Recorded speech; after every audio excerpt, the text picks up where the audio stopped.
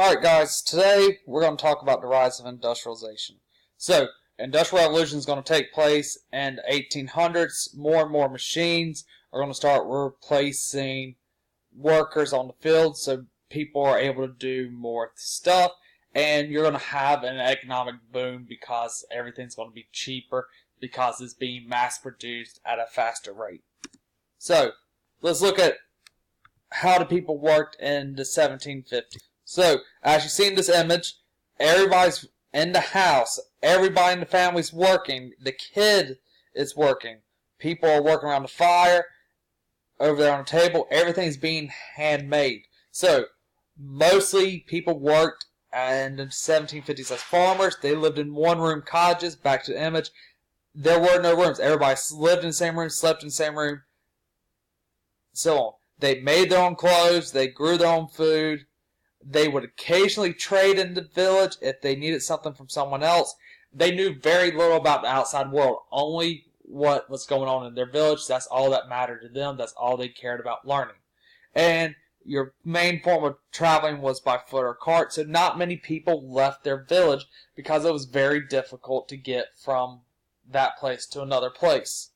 Now, 100 years later, what you notice in this image is they're not in their home anymore. People are working on machines. Machines are doing much of the labor. You only see 4 people in here doing what was taking a family of 10 to do, and they're doing it at a faster, more productive rate. So, 1850s, you have people working in factories. They lived in crowded multi-family apartment buildings, tenement houses.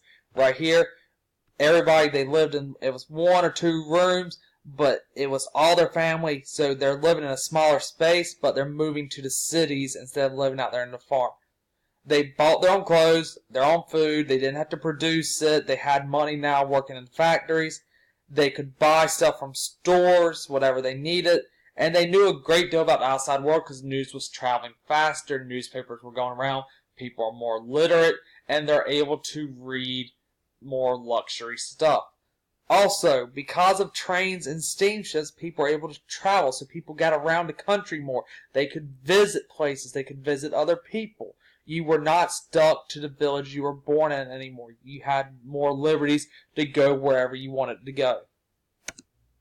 So, first thing we're going to focus on with the Industrial Revolution is agriculture. There were 3 main inventions that were introduced. You had the chemical fertilizers, the seed drill, and new forms of crop rotation. So fertilizers made it so crops could grow faster and more would be produced. Seed drill allowed stuff to be planted in even rows so you could use your land more effectively. And crop rotation made it so people knew what they needed to plant each year and allowed to get the most out of the soil, so they didn't use up all the nutrients in the soil. So you're going to have these large farms growing because they're able to use these new technologies and make more money. The problem now is these small farms are going to disappear because the small farmers cannot compete with the large farm owners. So they're going to be homeless, jobless. They have no other choice but to move to the cities to find jobs, or else they were going to die. They were going to starve to death. There was no other option. They had to move and find a job in a factory. So, more farms, more food, more people. Simple logic. If people are able to eat more food cheaply, they're going to have healthier lives. Healthier lives means they're going to get to live longer because they don't have to worry about starving to death. They don't have to worry about being weak from malnutrition.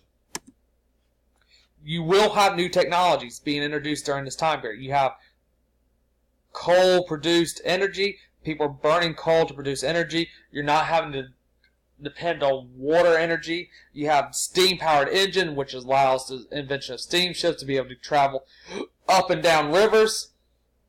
And you have more higher quality metals being used, specifically iron. So now stuff is going to be built that's sturdier, it's going to last longer, and they're going to start building up instead of out. As cities start growing more and more, land is more sparse, so you're going to have to build up instead of out.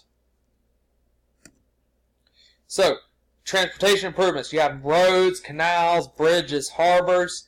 railroads, and steamships. All these are going to make it so people can travel faster, more efficiently, and cheaper.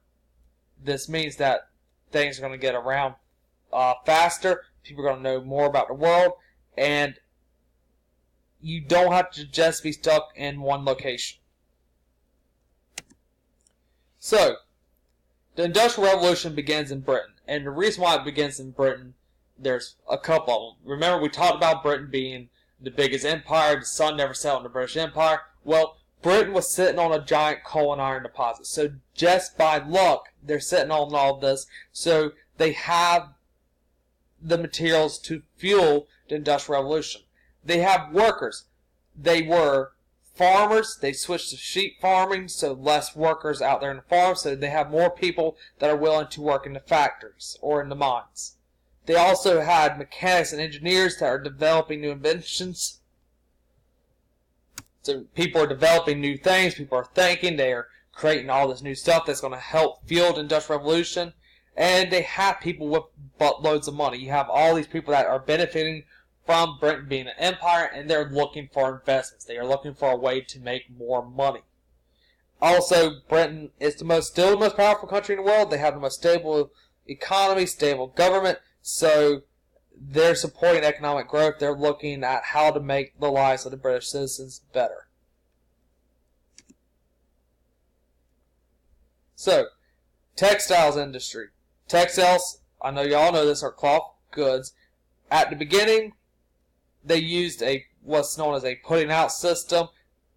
Families are given raw cotton to spin into thread, and then thread into cloth. The problem is you have all this different quality thread and cloth being made, and it's slow, inconsistent, and expensive because they're having to pay each of the families to do this.